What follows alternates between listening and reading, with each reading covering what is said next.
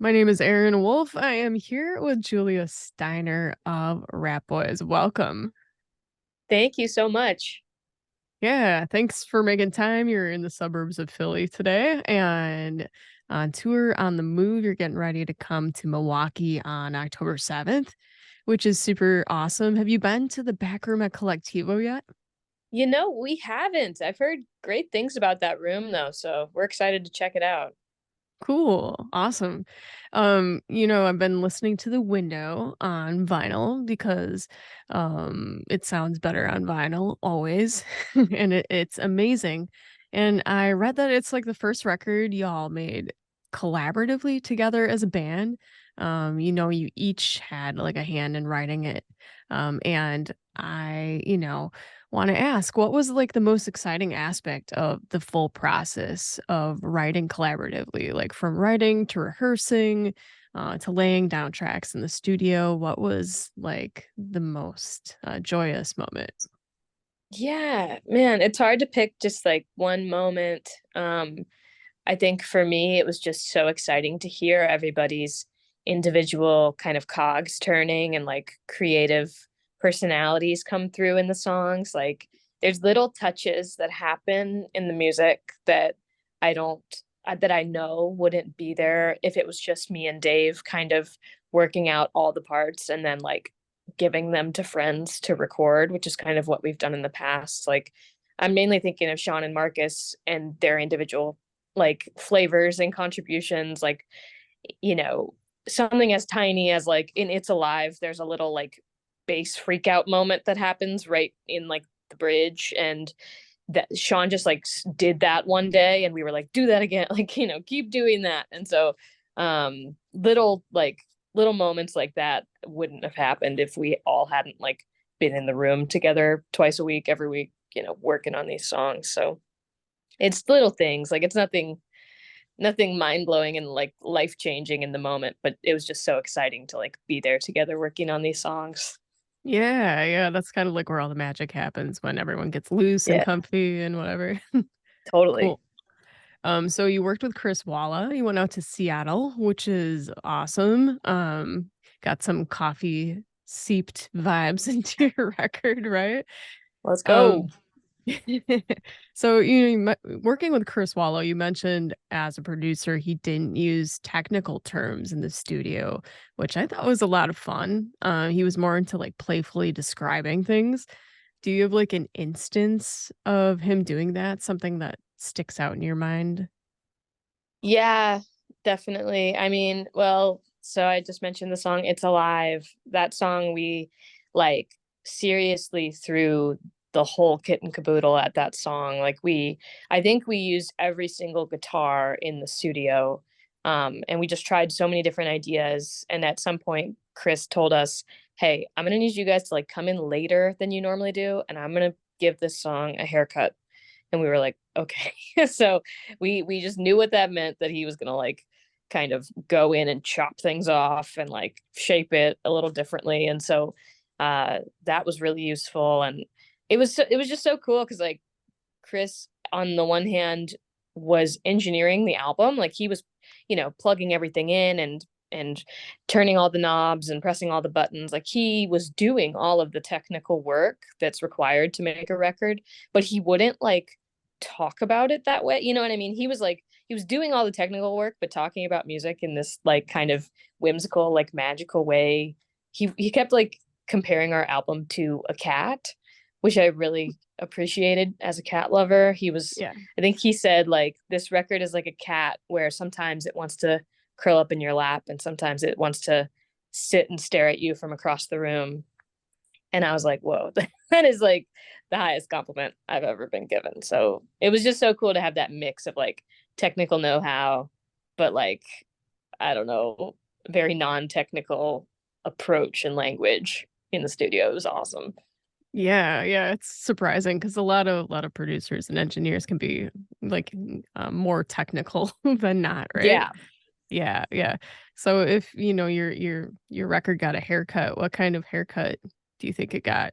What style? Well, yeah, I mean, I like to think that it's a pretty like shaggy cut, but it seems like when you'd look at it, you know that that person got their hair cut by a professional. You know what I mean? Like it's a good looking cut, but it's still a little rough around the edges. That's kind of what we were going for. Like we wanted to try lots of different things, but still have everything feel like it's in its right place and feel approachable and, not, we still wanted it to be like easy listening on some hand. Like it's nice to have something that feels like a friend and not just like it's challenging you all the time. Yeah, yeah. Well, I think you succeeded in that case. Sick.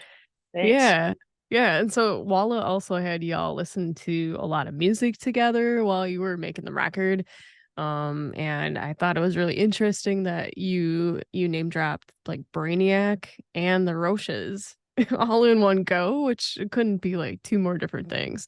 Like, what was one of the records that he introduced to you that you maybe just like caught your ear you'd never heard of before?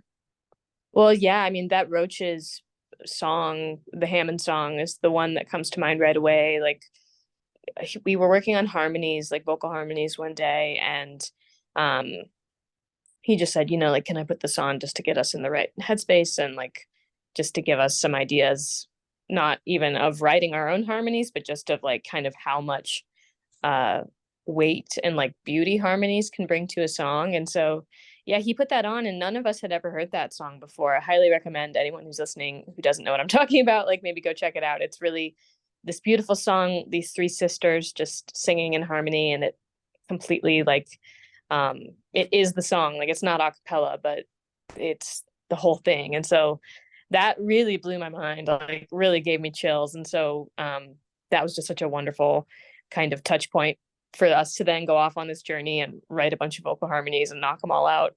Um, but yeah, it was really fun. Like we weren't really listening to whole records in the studio. We would just like, that's the beauty of, working with old analog tape gear, but also having like a computer with Wi-Fi. Like we were just on YouTube all the time, like looking up individual songs and kind of just sharing, swapping tunes. And so it was just really, really fun. And the Brainiac thing was for a specific synth tone that we were going for. Marcus put on one of their songs, and Chris was familiar with that one. So that was an easy, like, yep, got it. Let's go chase it type of thing. Yeah, I like how you can use like other artists' songs as like toolbox or Yeah, palette or whatever to like color your own songs. totally. Yeah, it's useful. And I mean, it all hopefully we're all part of that same continuum, hopefully. Yeah. Yeah. So, I have to ask you about Black Earth, Wisconsin, because it is a Yeah. town, or actually it's a village I've driven through many times on my way to Spring Green. And, it's something when you're with your friends, you're like, oh, Black Earth, it's such a cool name. We should name our band after that or something like that. It's a vibe. So like, did you title the song Black Earth because the name struck you, or is it like something actually like tied in with Black Earth, Wisconsin itself? Well, yeah, mostly the name really struck me. I probably had a very similar experience to you and so many of your friends. Like Dave and I were driving to Spring Green for my birthday in 2019. He took me up to the House on the Rock, which is like, marry me now. It was an Yeah. amazing, amazing afternoon. Love that place. And yeah, so to get up there as one does, you have to drive through Black Earth. And yeah, it was just like a shocking, um, like beautiful name for a place. And so I kind of just wrote it down in my phone.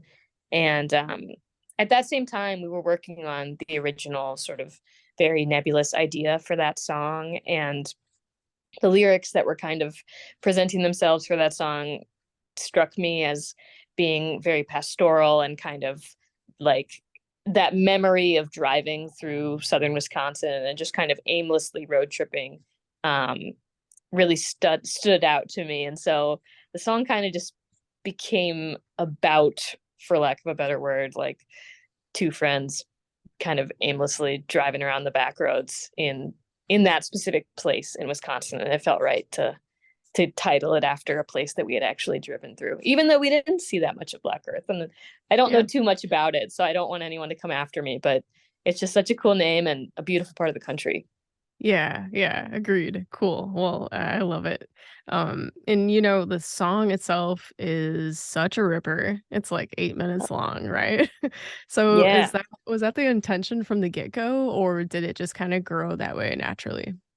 Yeah, and it was supernatural, like well, not supernatural, God. It was a natural process. Maybe it was supernatural. I don't know. But yeah, like that song was funny because originally the little kind of the like foundation or the beginning chunk of it that I was working on was just everything before the guitar solo starts, like the vocals and the chords or whatever. And so I worked on that for like God, like over more than a year and just didn't know what to do with it, didn't know where it should go. I had all these different rejected ideas of like how to end the song or like wrap it up, and it just always sounded so dumb. And so eventually we just started jamming on it as a group and in a very kind of no pressure, like we weren't working on the song, quote unquote. It was more just jamming and just messing around because we had a lot of time to do that, luckily, in 2020. And so, um, yeah, it eventually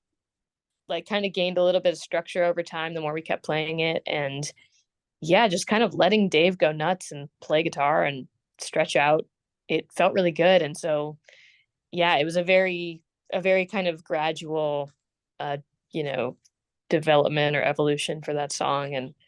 And yeah, and we weren't even really we were talking with Chris before we went into the studio about which songs we were going to record, and we are sending him different versions from practice, and that one didn't even enter the conversation until pretty close to when we left to go to the studio.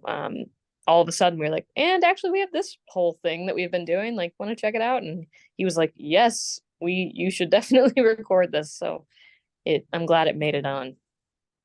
Yeah, ended up being like your first single that you released, right?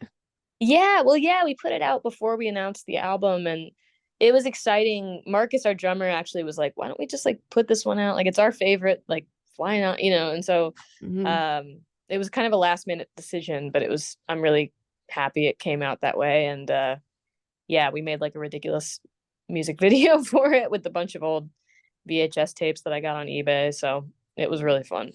Yeah, I love the video, by the way. Thanks. So, yeah, yeah, we've been playing It's Alive too for some time now. We started out with a feature on Black Earth, but It's Alive has been like the jam. It seems like a contemplative song, a little more chill. Can you tell, for our listeners, a little backstory about this one? Yeah, totally. So It's Alive was the first song that I wrote um during like the whole lockdown era of 2020. And it's pretty much just me like looking out my window and watching the birds live their lives and just kind of feeling that separation between my own inner world and the outside world, and not even feeling that unique in that situation. It's just like a collective experience we were all having. So that one, more than many maybe other songs of ours, felt very kind of like a journal entry, just like um my life in that moment. But it was also just a really kind of nice breezy chord progression and like a fun floaty vocal line. And so it was fun and easy to sing and catchy. And so I was excited to share that with the guys because it's like, hey, something's happening. Like it's not all, dark and depressing. And so um, that was the first song where we kind of changed gears from thinking about what would have or could have happened with touring and everything in 2020. And we kind of very consciously switched gears to like, let's start just jamming and working on new music. So that was like the first song that kind of spearheaded that transition for us. And yeah, it's still really nice to play. It brings me back to that time, but not in like a negative way. Like it makes me feel, it brings me back to the time of like starting to work on new music with the band, which was a very fun and exciting time for us.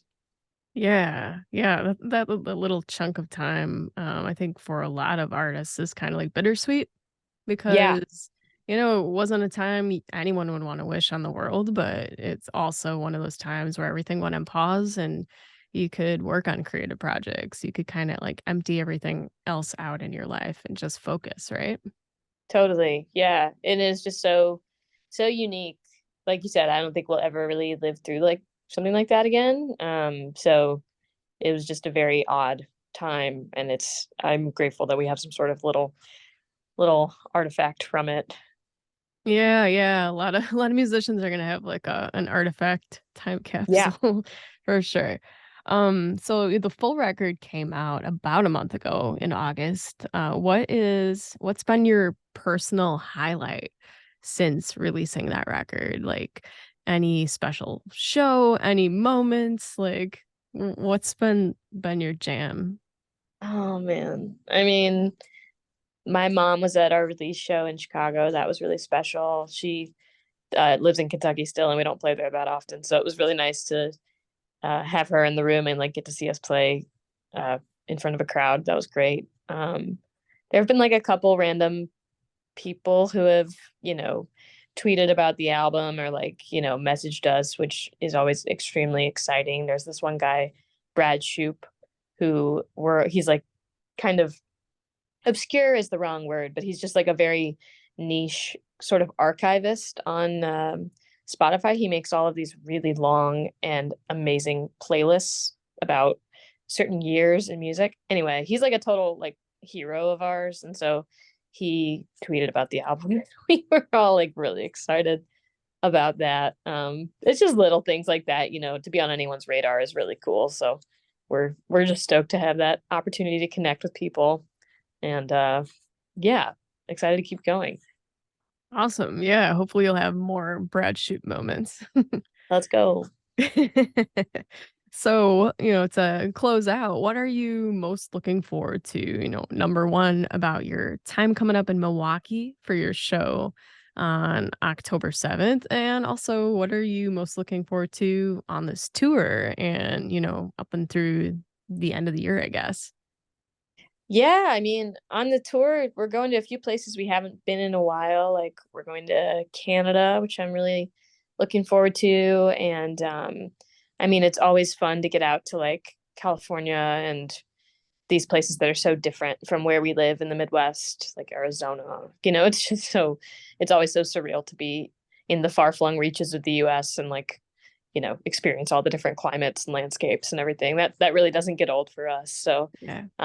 that's going to be great. And I mean, in Milwaukee specifically, that's like the last night of this first leg. So that's going to be a big celebration for us. And I mean, we're always excited to see the beautiful art museum, even from afar. I know this is silly. It's like one of our favorite architects. Sean specifically is a huge fan of his. So it's always exciting, even just to drive by or see it in the distance. We feel like we're somewhere special. So it's going to be great. Yeah. That's cool. All right. A Santiago Calatrava fan. Yeah, we love a Nice. good Spanish architect out here.